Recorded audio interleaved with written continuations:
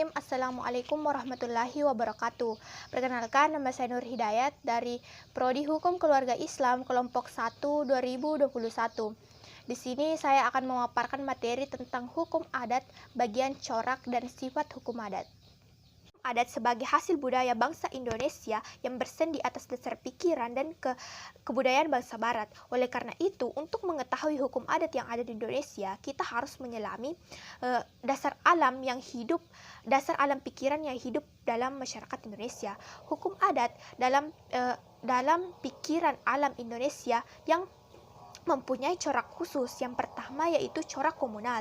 Corak komunal atau kebiasaan ini dapat dilihat ketika warga desa melakukan kerja bakti atau gugur gunung.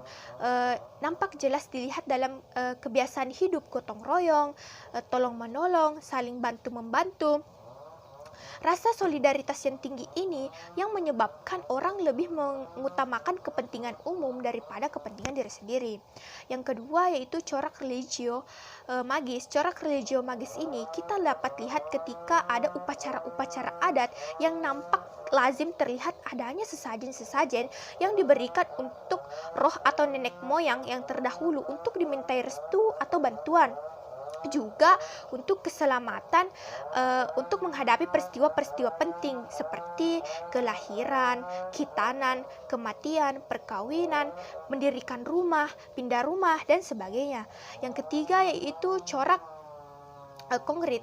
Corak konkret tergambar dalam kehidupan masyarakat bahwa pikiran penataan serba konkret dalam realitas, dalam kehidupan sehari-hari adanya, sehingga satunya kata dengan perbuatan. Perbuatan itu benar-benar merupakan realitas dari perkataannya.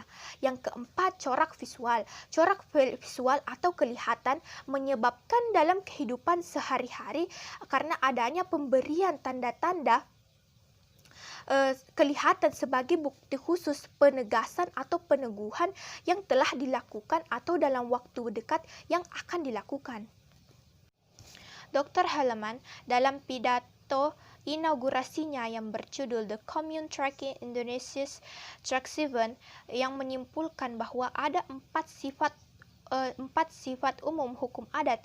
Yang pertama yaitu sifat komun, yaitu kepentingan individu dalam hukum harus diimbangi dengan kepentingan umum.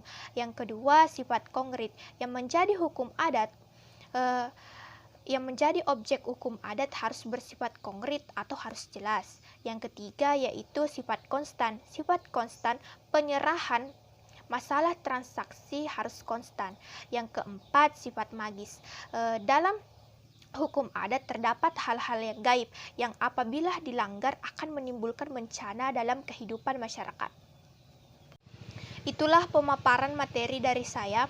Lebih dan kurangnya mohon dimaafkan. Wabillahi taufiq wal hidayah. Assalamualaikum warahmatullahi wabarakatuh.